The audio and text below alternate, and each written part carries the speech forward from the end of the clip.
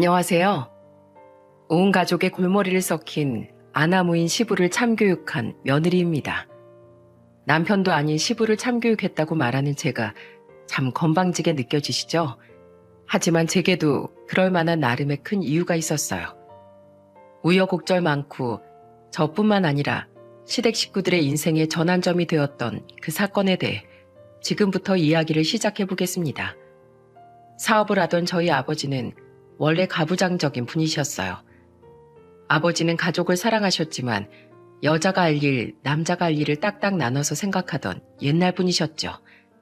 때문에 아버지는 여자인 제가 돈벌이를 위해 회사를 다니는 것도, 아들인 남동생이 여자들이 하는 일인 식당을 한다는 것도 마음에 들어하지 않으셨어요. 그런 아버지께서 점차 작아지기 시작한 건 제 나이 25부터였습니다. 당시 20년 넘게 건재했던 아버지의 사업이 그만 망하고 말았거든요. 우리 집안은 순식간에 주저앉았고 부모님께 남은 건 약간의 재산과 사시던 집 한 채뿐이었죠. 그리고 그때부터 항상 큰 소리를 치던 아버지와 순종적이었던 엄마의 역할은 완전히 뒤바뀌고 말았어요. 당신 언제까지 하루 종일 집에 틀어박혀서 한숨만 푹푹 내쉬고 있을 거요? 내가 또 언제 계속 한숨만 쉬었다고 그래? 그리고 당신, 내가 그 포장마차 일 나가지 말랬지? 여자가 억척스러워 보이게 왜 그런 일을 한다는 거야? 허이구, 그럼 당신하고 나 둘 다 집에 들어앉아서 손가락만 쭉쭉 빱니까? 돈 벌 수 있으면 여자고 남자고 간에 뭐든 닥치는 대로 하면 그만이죠. 당신 며칠 전에 막노동 나갔다가 닷새를 알아누웠죠? 괜히 자존심 부리지 말고 나 하는 포장마차나 나와서 일손 거들어요. 아버지는 결국 생업을 위해 고개를 숙이고 엄마의 포장마차 일을 함께하기 시작하셨습니다.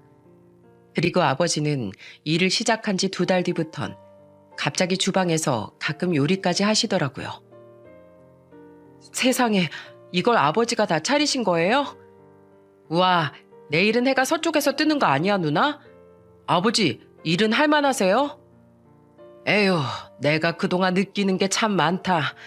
주방 일은 힘쓸 일 하나 없다고 생각했는데 몸이 고데기가 말할 수가 없더구나. 게다가 술 취한 진상은 왜 이렇게 많은지. 여자 혼자 하기에 포장마차는 너무 위험한 것 같아. 난 이 일하면서 네 엄마가 진심으로 존경스러워졌다. 너희들 너희 엄마한테 잘해야 돼. 아이러니하게도 두 분의 금술은 아버지의 사업이 건재할 때보다 훨씬 좋아지더군요. 하지만 보기 좋았던 두 분의 모습은 오래가지 못했습니다. 포장마차를 시작한 지 3년 만에 엄마는 그만 암으로 세상을 떠나시고 말았거든요. 한동안 아버지는 엄마의 사진만 들여다보며 눈물이 마를 새가 없으셨어요. 이제 막 당신하고 알콩달콩 사는 재미를 알았건만 뭐가 급하다고 이렇게 일찍 갔소. 내 평생 당신한테 살갑게 대해준 적이 없어. 이제라도 잘하고 싶었는데. 엄마가 돌아가신 이후 아버지는 전보다도 훨씬 더 변하셨어요. 아버지는 제가 나이 31에 시집을 갈 때도 제 남편에게 이런 부탁을 하시더군요. 우리의 회사 근처에 있는 회사 다닌다고? 부부끼리 그럼 출퇴근도 같이 하고 참 좋겠구만. 정길군, 우리 딸 참 똑똑하고 마음씨도 고운 애야. 그러니 부디 고생시키지 말아주게. 내가 우리 집사람을 암으로 먼저 보내고 나니까 뒤늦게 물 밀듯이 후회가 밀려오더군. 주방일 그까짓 거 뭐라고 내가 자존심 세우고 아내를 고생만 시켰나. 그저 꽃처럼 행복하게만 만들어줬어도 모자랄 판에 하고 말이야. 게다가 요즘 세상이 바뀌어서 여자라고 돈 안 벌고 남자라고 집안일 안 하는 세상이 아니지 않은가. 그러니 서로 할 일 미루지 말고 사이좋게 놀이하듯 살림 꾸려가며 잘 살아줘. 우리 딸 정말 잘 부탁하네. 아버지는 자신도 형편이 좋지 않으시면서 제 결혼 자금을 무려 3천만 원이나 보태주셨습니다.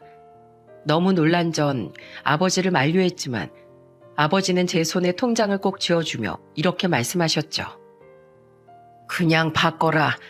더 많이 못해줘서 미안한 게 바로 부모 마음이야. 네 엄마 세상 떠날 때 나온 보험금이랑 네 할아버지 돌아가시면서 남긴 유산, 그리고 그동안 내가 벌어서 모은 것들을 전부 합해서 네 목, 정한이 목 나눠둔 거다. 힘들 땐 항상 이 아버지를 생각해. 아버지가 항상 내 뒤에 있다는 거 잊지 말고. 아버지의 따뜻한 말에 눈물이 났습니다.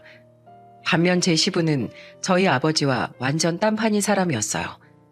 원래 구청 공무원으로 일하다 일찍 퇴직하셨다는 시부는 예전 아버지처럼 가부장적인 분이었는데 문제는 저희 아버지와 다르게 전혀 책임감이 없으셨다는 거였죠.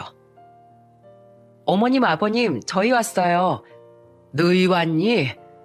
아휴, 내가 지금 명절 음식이고 뭐고 할 기분이 아니구나. 너희 아버지 경마장 가서 또 돈 날리고 왔단다. 아버지 또 경마장 가셨어요? 혼자 돈 벌고 집안일까지 다 하는 엄마가 불쌍하지도 않으세요? 시끄러워. 여편 내가 어디 집안일을 미주알 고주알 떠들고 다녀? 남편이 돈 좀 벌다 잘못될 수도 있는 거지. 어째 여자가 사사건건 남자일에 토를 다뤄? 에이, 신경질나. 얼른 물이나 한 잔 떠와. 여러분, 경마 도박이라고 아시나요? 경주마들이 도착하는 순위에 돈을 거는 도박 말입니다. 시부는 퇴직 후 바로 그 경마 도박에 빠져 집안까지 말아먹은 분이었어요. 게다가 시어머니는 그런 시부에게 불만을 가지고 있으면서도 반항 한 번 못하고 시부에게 순종하는 분이셨죠. 어머니는 우리 어렸을 때부터 아버지의 말을 한 번도 거역해 보신 적이 없어. 평생 그렇게 살아오셨으니 아버지의 말이 곧 법인 줄 아시는 거지. 나랑 두 여동생이 그러지 마시라고 엄마의 설득도 해보고 아버지한테 화도 내봤는데 어머니가 변함이 없으니 두 분 관계에도 변화가 생길 리가 없지. 하지만 시어머니는 며느리인 저와 딸들에게는 항상 본인처럼 살지 말라고 말씀하시는 좋은 분이기도 했어요. 내가 우리 정길인 지혜비처럼 크지 못하게 열심히 교육시켰다. 우리 딸들한테도 절대 결혼해서 무조건 내내하고 살지 말라고 가르쳤지. 그러니까 어머마, 넌 나와 다르게 항상 남편과 네 두 아들에게 존중받는 아내이자 어머니로 살거라. 하늘이고 땅이고 하는 건 딱 내 부모님 때 가르침이야. 난 평생을 그런 줄 알고 살았기에 그 마음이 몸에 굳어버렸지만 절대 넌 그럴 필요가 없단다. 네 시아버지가 아나무인으로 굴 땐 날 생각해서라도 이해하고 참아주렴. 내가 내 조를 잘못해서 그렇다. 대신 그만큼 정길이한테 잘하라고 하마. 이런 집안이라도 시집 와줘서 정말 고맙다 어머마. 저는 시어머니가 안타까운 반면 항상 며느리인 저를 걱정해 주시던 시어머니 마음이 고마웠습니다. 때문에 저는 항상 시어머니를 잘 챙겨드리려고 노력했어요. 한편 시부는 자식들의 만류에도 경마에서 헤어나오지 못했습니다. 집에 돈이 바닥나자 시어머니의 벌이를 갈취하던 시부는 그걸로는 충당이 되지 않자 자식들에게 돈을 요구하더군요. 야 정길아, 나 가볍게 한탕만 하고 가게 20만 원만 보내봐라. 아버지 그만 좀 하세요. 저번 주에도 저한테 30만 원이나 보내라고 하셨잖아요. 게다가 요구하는 대로 자식들에게 돈을 다 타내지 못하자 이젠 저와 사위들에게까지 전화를 걸어 당당하게 돈을 보내라고 하시더군요. 예 어머마, 정길이가 연락이 안 돼서 그러는데 너 50만 원만 보내봐라. 내가 좀 급해서 그래. 50이요? 안 돼 아버님. 저번에도 제 남편한테 금방 갚는다고 하고 40만 원이나 받아가셨다면서요. 고모부들한테도 마찬가지고요. 아버님, 이건 자식들까지 모두 불행에 빠지게 하는 일이에요. 제발 어머님이랑 자식들을 생각해서 경마 좀 그만두세요. 이게 누굴 가르치려고 들어. 내가 쎄 빠지게 돈 벌어서 자식들 다 키워놨는데 그 자식들한테 이만치도 욕을 못하냐? 저는 저라도 총대를 메고 시부를 말려보려고 했어요. 하지만 시부는 며느리가 건방지게 군다며 노발대발할 뿐이었죠. 그러다 결혼한 지 7년째 되던 해 저는 결국 남편에게까지 폭발을 하고 말았습니다. 이게 무슨 고지서야? 1,000만 원? 당신 나 몰래 카드 대출 받았어? 그게 내가 미쳐 정말. 이게 이자가 얼만데. 당신 이것도 아버님 드렸지? 간이 배 밖으로 나왔어? 어떻게 도박 자금으로 1,000만 원이라는 거금을 들여? 당신, 내가 아버님한테 돈 해드리지 말라고 몇 번이나 말했지. 당신 진짜 나랑 애들 얼굴 2번 다시는 안 보고 싶어? 미안해. 나도 해드리기 싫은데 우리가 안 해주면 자꾸 어머니만 혼자 들들 볶이잖아. 어머니가 너무 안쓰러워서 그랬어. 그리고 이번엔 진짜 마지막이라고, 앞으로는 절대 부탁 안 한다고 하셔서 나도 마지막이라고 생각하고 드린 거야. 이제 정말 2번 다시는 안 그럴게. 마지막이라는 걸 믿어? 아버님이 퍽이나 또 돈 달라고 안 하시겠다. 당신 내 말 잘 들어? 아버님한테 또 돈 해드리면 그땐 아버님이 아니라 당신이 내 인생에서 마지막이야. 알았어? 이건 아버님뿐만 아니라 모든 가족들을 다 망치게 하는 길이라고. 어찌나 열딱지가 나던지요. 물론 시어머니를 불쌍하게 여기는 마음이야 알겠지만 그렇다고 모든 가족들이 다 같이 불행의 띠에 말려들어서야 되나요? 심지어 저는 시어머니라도 구해드리고자 하는 마음에 시어머니를 따로 저희 집에 모시려고도 했는데 시어머니는 끝까지 거절을 하시더라고요. 나 없으면 밥도 한 끼 제대로 못 챙겨 먹는 양반이다. 난 괜찮어. 네 시아버지를 두고 어떻게 나 혼자 잘 먹고 잘 살겠니? 이러시는데 제가 더 이상 뭘 어떻게 하겠습니까? 또한 남편이 대출까지 받아준 거란 시누이들과 시매부들도 이건 끝이 없는 수렁이라고 느꼈는지 그 이후 시부에게 단돈 10,000원도 보내주지 않았다는군요. 끝까지 우리가 돈을 줄 생각이 없어 보이자 그제야 시부는 포기하는 듯 잠잠해졌습니다.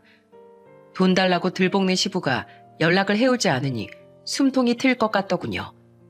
그렇게 저는 거의 1년간 시어머니와만 연락을 가끔 주고받고 명절과 생신 때만 시부를 찾아뵈며 마음 편한 나날을 보냈어요. 어머님, 요샌 아버님이 돈 안 가져가세요? 가져가긴 하는데 그래도 전처럼 빚까지 져서 내놓으라고 사람을 들들 볶진 않는다. 사람이 정신을 차리려는 건지 아무튼 요즘은 나도 속이 좀 편하구나. 하지만 그건 저의 엄청난 착각일 뿐이라는 걸 얼마 지나지 않아 알게 되었습니다. 저의 짧은 평온은 제 대신 방패막이가 되어주었던 바로 저희 아버지 덕분이었다는 충격적인 진실을 말이죠. 어느 날 저는 퇴근을 한 후 아버지의 포장마차를 향했어요. 아버지를 뵌 지 1달이 넘어 아버지가 보고 싶었고 아버지가 만들어주시는 잔치국수도 먹고 싶었거든요. 선선한 날씨였던지라 포장마차 천막이 전부 올려져 있어 내부가 훤히 보였습니다. 그런데 점점 포장마차가 가까워지던 찰나 저희 아버지 앞에 굉장히 낯익은 얼굴이 보이더군요. 아버님? 황당한 건 아버지 앞에서 거들먹거리고 있던 사람이 바로 제 시부였다는 겁니다. 대체 시부가 왜 저기 있나 싶어 포장마차에 가까이 다가갔는데 들려온 시부의 말에 정말 기절초풍할 뻔했어요. 시부는 제가 상상도 하지 못한 짓을 저희 아버지께 저지르고 있었던 거예요. 사돈, 왜 오늘은 이렇게 말꼬리가 깁니까? 평소엔 내가 달란 대로 턱턱 잘만 내어주더니만. 요구가 과하십니다. 몇십만 원도 아니고 갑자기 100만 원이나 내놓으라니요. 이보세요 사돈. 여기서 계속 장사하고 싶으면 당장 돈 내놔요. 나 구청 공무원 출신인 거 몰라요? 내가 아는 구청 사람들한테 찌르기만 하면 사돈 당장 이 포장마차 접어야 돼. 이거 불법이잖아요. 아닙니까? 이거 돌아가신 안사돈하고 같이 하셨던 거라던데 이거 적게 되면 하늘에서 안사돈이 얼마나 속상해 하시겠어요? 그래도 더 이상은 안 됩니다. 그동안 제가 몇 번이나 요구하신 대로 드렸잖아요. 솔직히 저 그동안 호구라서 사돈을 참아드렸던 거 아닙니다. 누가 누굴 참아줘요? 사돈, 내가 원래 승질 같으면 당장 사돈에게 한 소리 했을 텐데 우리 딸 얼굴 생각해서 참은 거예요. 또 우리 사이가 워낙 우리 딸한테도 그리고 나한테도 잘하니까 내가 사위 생각해서 사돈 행동을 그냥 지켜본 겁니다. 그러니까 제가 사돈된 정으로 이 정도 해드렸으면 이제 그만하시죠. 저도 인내심이 한계가 오고 있네요. 요즘 동네 깡패들도 이런 식으로 돈 뜯어가고 그러지 않습니다. 사돈이 그런 무례배는 아니지 않으십니까? 깡패? 무례배? 야, 이 사람아. 나 공무원 출신이야. 과태료 단단히 물고 여기 싸그리 다 적게 만들어줘? 어디 길바닥에 한번 나 앉아볼래? 어디 인생 실패하고 계집애처럼 돈 하나 뚝딱거리고 있는 게 감히 공무원 출신한테 건방지게 굴어? 아버님! 대충 상황 파악도 됐겠다. 아버지가 하고 싶은 말씀도 끝난 것 같겠다. 더는 들어줄 수가 없더군요. 그동안 자식들에게 웬일로 돈을 요구하지 않는다 했더니 언제부턴가 시부는 저희 아버지를 찾아가 공무원 출신을 들먹이며 돈을 갈취하고 있었던 겁니다. 아버지의 포장마차를 적게 하겠다고 겁박하면서요. 그것도 감히 자기 사돈 어려운 줄 모르고 야, 너 거리기까지 하면서 말입니다. 세정아, 뭐야? 사돈이 불렀소? 어멈 너 잘 왔다. 너희 아버지 이거 불법 노점상인 거 알지? 아버지 장사 망하게 하고 싶지 않으면 너라도 얼른 돈 좀 내놔라. 사돈이 영 내 말길 못 알아들으신다. 아니면 내가 공무원 출신으로 아주 본때를 보여드릴 거야. 아버지는 당황스러운 눈으로 저를 바라보셨고 시부는 끝까지 정신 못 차리고 망언을 내뱉더군요. 저는 그런 시부를 잡아먹을 듯 노려보며 따발총처럼 말을 내뱉기 시작했죠. 공무원이요? 제가 아버님 망신스러울까봐 모른 척 해드리려고 했는데 하도 말씀하시는 게 꼴불견이라 안 되겠네요. 아버님, 민간인들한테 10년 넘게 뒷돈 받다가 걸려서 공무원직 파면당하셨다면서요. 공무원의 생명이라던 연금도 한 푼도 못 받게 되고 쫓겨나셨다면서요. 근데 그러고도 아직도 정신 못 차리셨어요? 그래서 지금 동네 깡패만도 못하게 사돈을 겁박해서 돈을 갈취하고 있던 거냐고요. 제발 동네 창피한 줄 아세요. 제 남편, 우리 시누이들 집 밖에 나가면 아버님 때문에 고개도 못 들고 다녀요. 아버님이 어머님 일 다니는 식당까지 쫓아가서 돈 달라고 난동 부린 게 하루 이틀이 아니어서요. 요즘 겨우 나아지셨나 했더니 저희 아버지한테 와서 이 추태를 부리고 계셨던 거예요? 저 이제 아버님 제 아버님으로 생각 안 할 거예요. 전 애들 아빠랑 이혼할 거고 끝내 도박에 빠져서 천지분간 못하다가 자식 인생까지 망친 건 바로 아버님이라는 거 절대 잊지 마세요. 개집애가 바락바락 시애비한테 대드는 것 좀 봐라.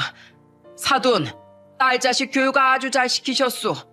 사업을 말아먹었다더니 자식 교육도 순 말아먹었구만. 뭐요? 이게 누구 앞에서 내 딸을 욕보여? 야, 내가 참아주니까 아주 만만해 보이지?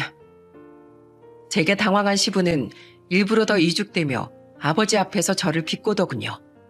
그런데 아버지는 자식 험담을 듣자마자 화가 폭발하신 모양입니다.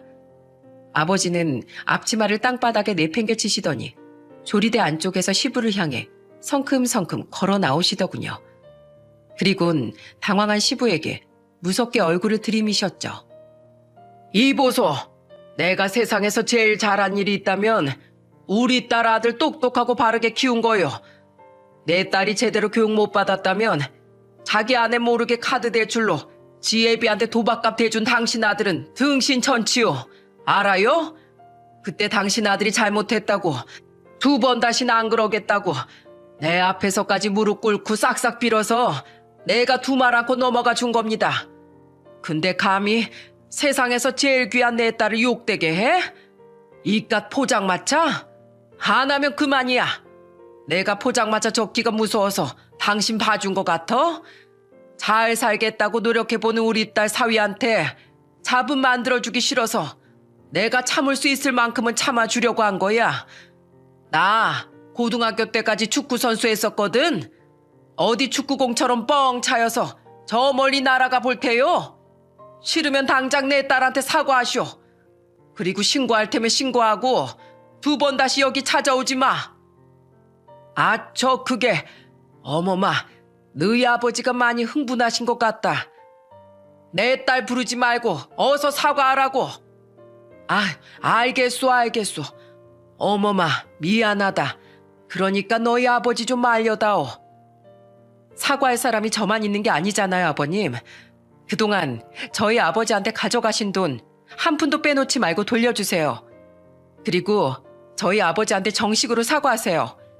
안 그러면 저 협박 갈취로 아버님 고소할 거예요. 어차피 애들 아빠랑 이혼하기로 마음먹은 거 2판 4판이라고요. 아이고, 미안하다, 미안해.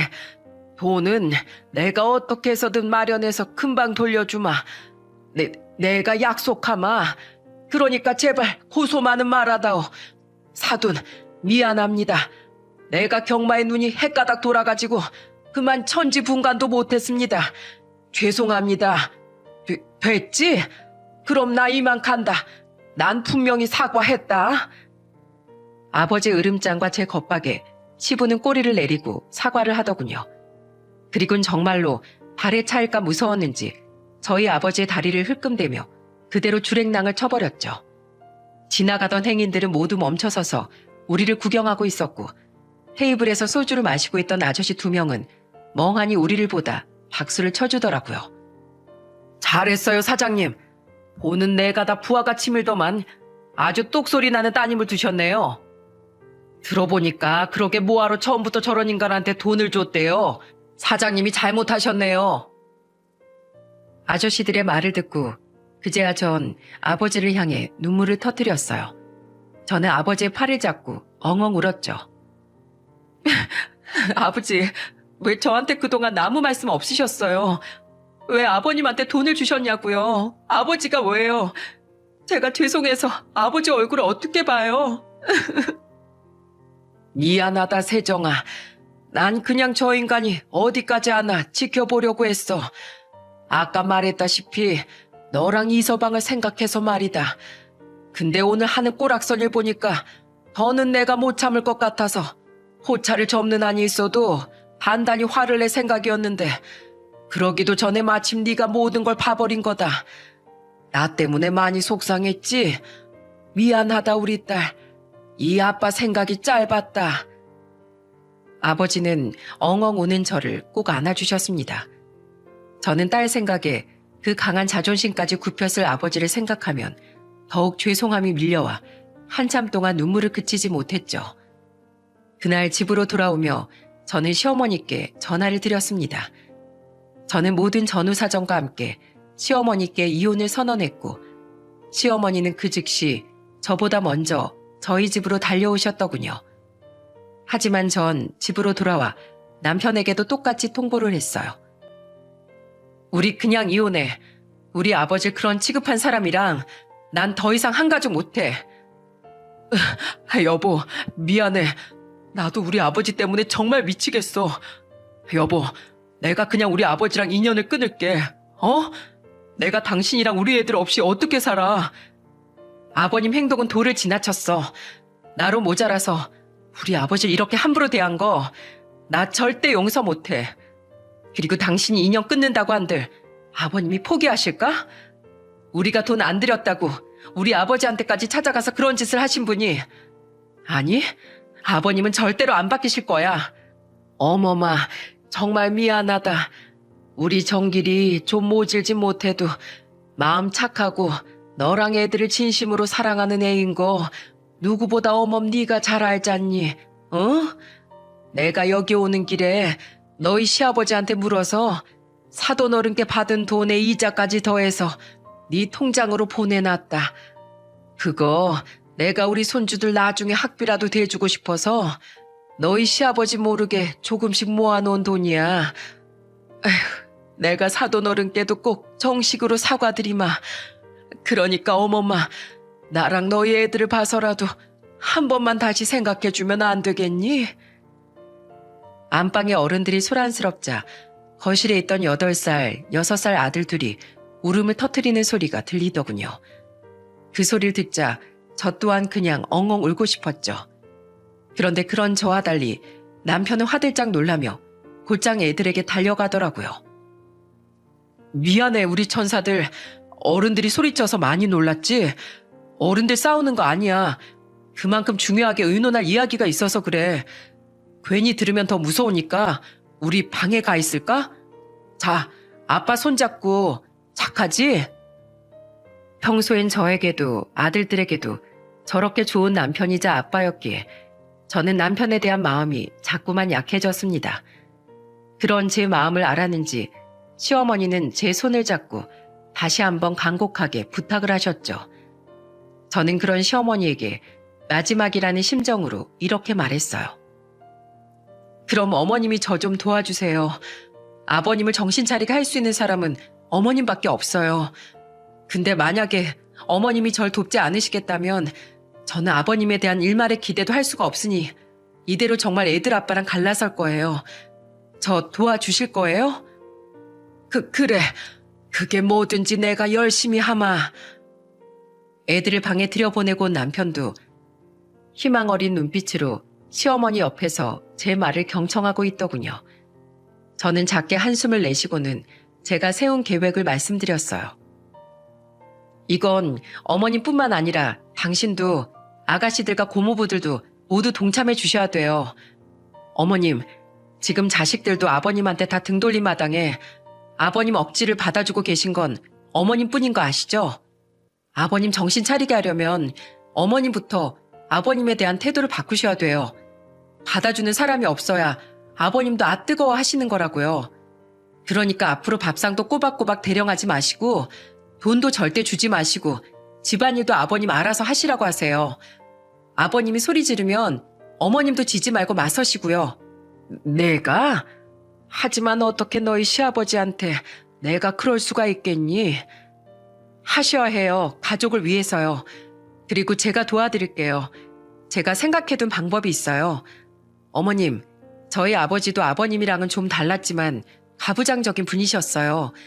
그런 분이 지금처럼 달라진 건 저희 엄마의 달라진 태도 덕분이었고 이후엔 그런 엄마가 돌아가셔서 엄마의 빈자리를 느끼셨기 때문이에요.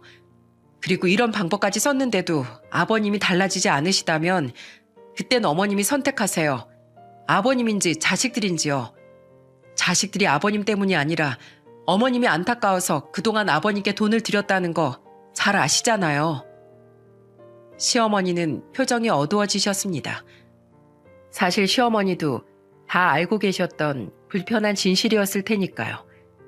저는 시어머니께 고민할 시간을 충분히 드렸고 이내 시어머니는 결심이 선 얼굴로 제게 고개를 끄덕이시더군요. 다음날 시어머니는 정말로 저와 함께 직접 저희 아버지의 포장마차를 찾아가 머리 숙여 사과를 하시더군요. 아버지는 점잖은 태도로 시어머니의 사과를 받아주셨어요. 저는 그런 아버지께 시어머니가 보내주신 돈을 전부 건네드렸죠. 며칠 뒤 아이들이 학교와 어린이집에 간 시각 우리 부부와 두 시누이 부부는 모두 휴가를 마쳐 시댁에 갔습니다. 시부는 뜬금없는 우리의 방문에 놀란 표정이었는데 심각한 표정으로 앉아있던 시어머니께선 그런 시부에게 이렇게 말씀하시더군요. 내가 불렀소. 하루라도 더 건강할 때 내 자식들 얼굴 좀 봐놓고 싶어서요. 갑자기 그게 무슨 말이야? 나 암말기랍디다.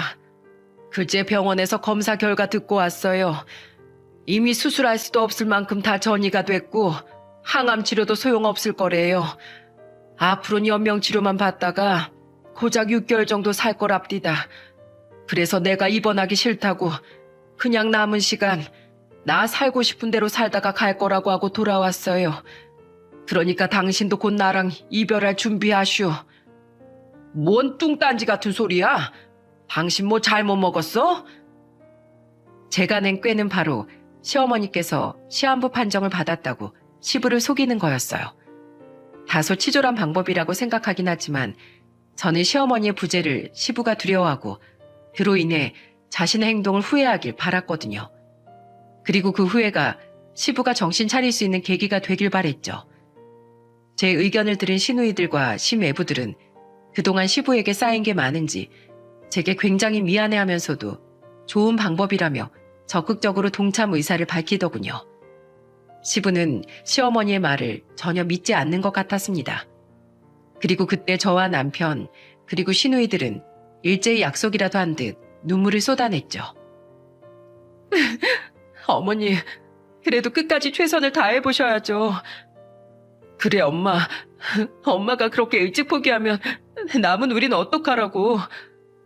아직 효도 한번 제대로 한 적 없는데 이게 무슨 날벼락이래요 어머니. 난 이미 지겹게 살 만큼 살았어. 오래 살아봐야 고마운 줄 하나 모르는 네 아버지 수발밖에 더 들겠니? 내가 없으면 그제야 네 아버지도 땅을 치고 후회하겠지. 모두들 명령기가 아닐 수 없었습니다. 그런 우리 때문에 시부도 결국 깜빡 속아 넘어가더군요. 시부는 그제야 눈을 동그랗게 뜨곤 시어머니를 향해 말씀하셨죠. 진짜야? 아니, 70도 안 된 여편 내가 무슨 말기암이야. 당신 없으면 난 혼자 어떻게 살라고? 왜 못 살아요? 당신은 팔이 없수 발이 없수. 혼자 밥 차려 먹고 돈 떨어지면 나가서 막노동이라도 하면 될 거 아니에요. 나 이 마당에 일만 하다 가기 싫어서 식당도 그만뒀어요. 죽는 마당에 난 앞으로 아무것도 안 하고 내 마음대로 살 테니까 앞으로 당신은 혼자서 살아갈 연습부터 하시구랴. 혹시라도 애들한테 손 벌릴 생각이랑 하지 말아요. 절대로 당신한테 돈 주지 말라고 내가 애들한테 유언으로까지 남겨놓을 테니까 너희들 내가 죽어서도 편히 눈 못 감는 꼴 보고 싶으면 너희 아버지 챙기거라. 난 하늘에서도 내 자식들 등골이 뽑히는 꼴은 절대 못 본다. 시어머니의 말에 시부는 울상을 짓더군요. 그 뒤 우린 시어머니를 보살핀다는 핑계로 시댁에 자주 찾아갔어요. 그리고 그때마다 이러면 안 되지만 자꾸만 웃음이 나와 참을 수가 없었죠. 여보, 나 배고파. 침 삼키슈. 뭐? 침을 삼키든 입술 각질을 뜯어먹든 알아서 하라고요. 나 지금 아파서 아무 힘도 없는데 나한테 밥을 차려주지 못할 망정 밥을 차려달라고 하는 건 아니겠죠? 어머님, 제가 죽 사왔어요. 이거 드시고 얼른 약 드세요. 그래, 고맙구나. 네가 쓸모없는 남편보다 100배는 더 낫다. 어머마, 내 거는? 제가 사온 죽은 내일하고 모레까지 어머님 드실 것들이에요. 설마 시한부 환자 죽을 뺏어 드시려고요?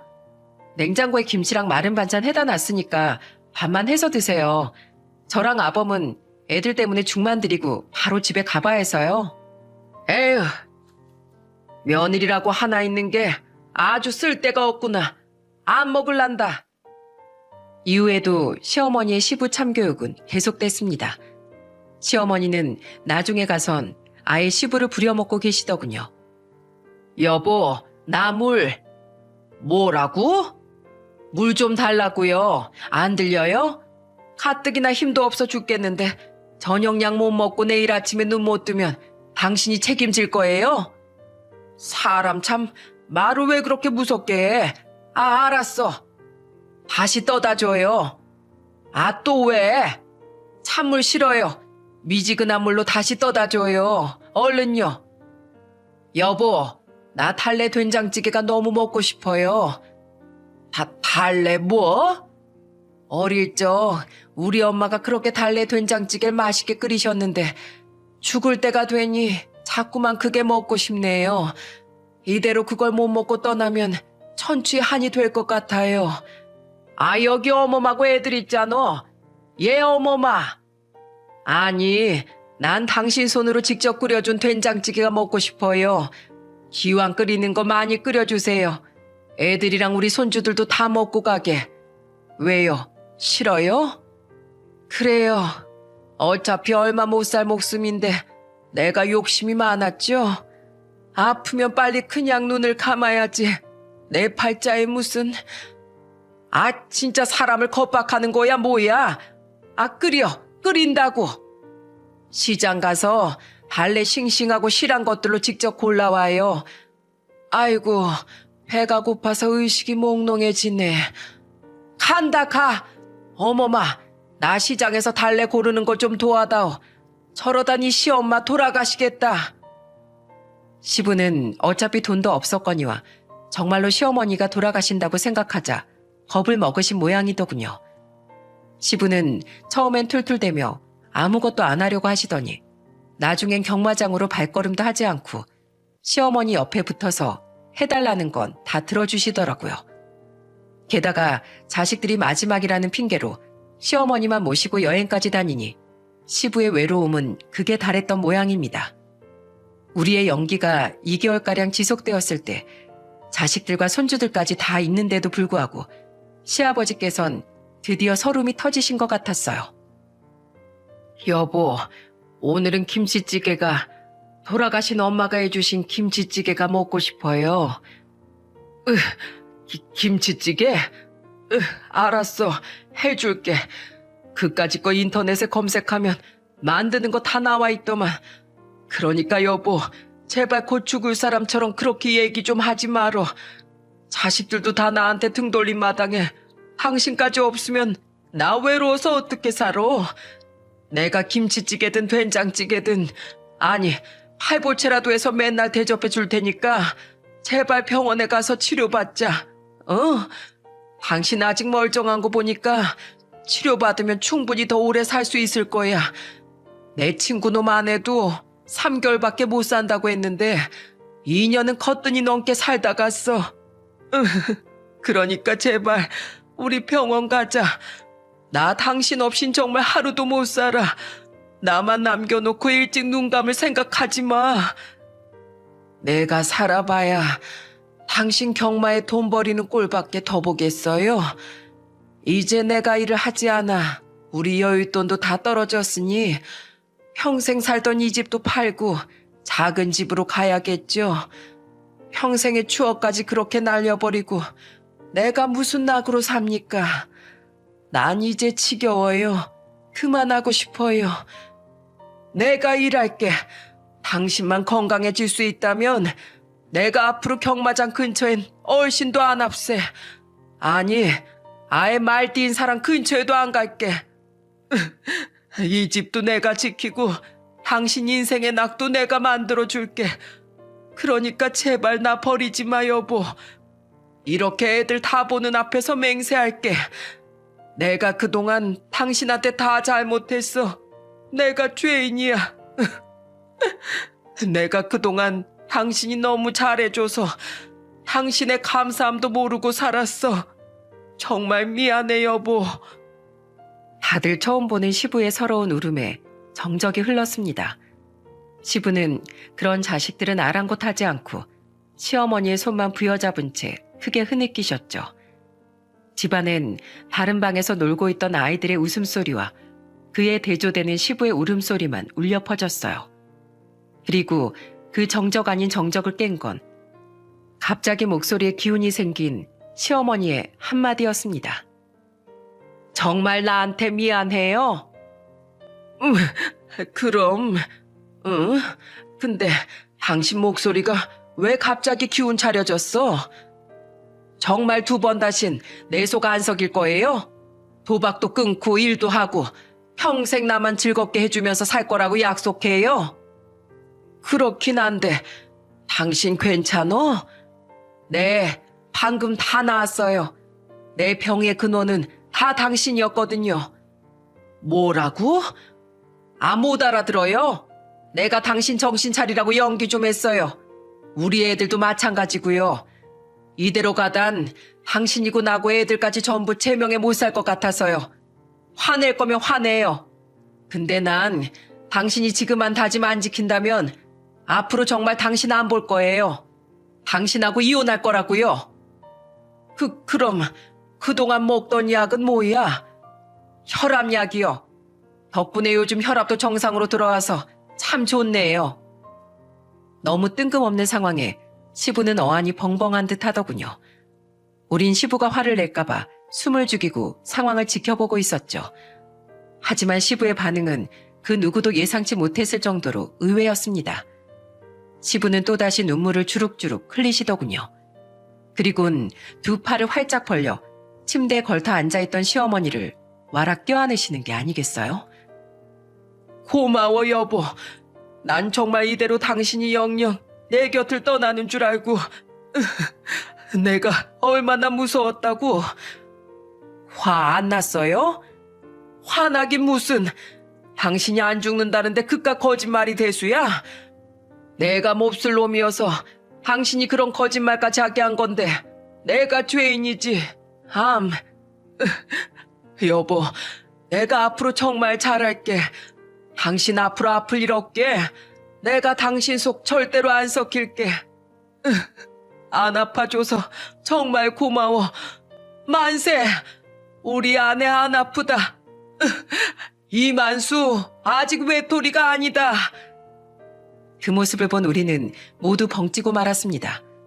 하지만 어린애처럼 좋아하는 시부의 모습을 보며 헛들인 시어머니의 울음소리에 그제야 우린 모두 정신을 차리고 함께 눈물을 흘리고 말았죠.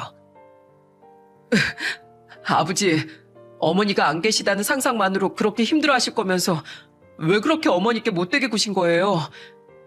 내가 어리석었다. 사람 든 자리 몰라도 난 자리 난다더니 너희 엄마가 세상에 없다고 생각하니까 세상 모든 일이 다 부질없어지더구나. 그리고 내가 너희 엄마 옆에서 챙겨보니 알겠더구나. 사람 수발드는 일이 얼마나 고된 건지 말이야. 그걸 군말 없이 내 옆에서 평생 해준 너희 엄마에게 내가 어떻게 고맙고 미안하지 않을 수가 있겠니? 너희들에게도 내가 미안하다. 이 못난 애를 포기하지 않고 이런 일까지 해서 깨우쳐 주려고 해서 너무 고마워. 어멈한테나 고맙다고 해요. 어멈이 우릴 위해서 당신 정신 차리게 하려고 모두를 노력하게 한 거예요. 어멈 아니었으면 나조차도 당신을 위해 이런 짓을 할 엄두조차 못 냈을 거라고요. 어멈 네가? 아휴, 고맙다 어머마. 난 사돈 어른께 그렇게 무례하게 굴었는데 그런 날 위해 이렇게까지 해주다니 말이다. 어머님을 위해서 그리고 저희 애들과 애들 아빠를 위해서 그런 것뿐이에요. 그러니 아버님, 부디 이번에 깨달은 것들 절대 잊지 마시고 앞으로 제발 가족들에게도 남들에게도 피해 주지 말고 떳떳하게 사세요. 그래야 나중에 손주들 더 컸을 때 손주들에게 사랑받는 할아버지도 되시죠. 지금 약속 잊어버리시면 저 그땐 진짜 아버님 진짜 미워할 거예요. 그렇게 잊지 못할 해프닝을 뒤로하고 시부와 가족들은 눈물의 화해를 할 수 있었습니다. 솔직히 고작 2달 가지고 사람이 얼마나 변하겠냐고 말씀하실 수 있을 거예요. 사람은 쉽게 바뀌는 게 아니니까요. 하지만 저를 포함한 우리 가족들은 모두 시부를 지켜보고 있고 또다시 시부가 변한다면 그땐 지금보다 더 쓴 약을 처방해 드리는 한이 있더라도 우리 가족은 더 이상 시부를 내버려 두진 않을 생각입니다. 남에게 피해까지 끼치며 제멋대로 구는 가족을 그냥 내버려 두는 건 그 사람뿐 아니라 모든 가족들을 병들게 한다는 걸 이젠 우리 모두 알고 있으니까요. 다행히 2년이 지난 지금까지 시부는 전과 달라진 모습을 보여주고 계세요. 시부는 직장을 구하셨고 시어머니 바라기가 되셨죠. 어머님, 생신 축하드려요. 어머, 웬 꽃다발이에요? 예쁘지? 너희 시아버지가 생일이라고 일 끝나고 집에 오다가 사다 줬다. 내 살다 남편한테 꽃다발 받아보는 날이 오는구나.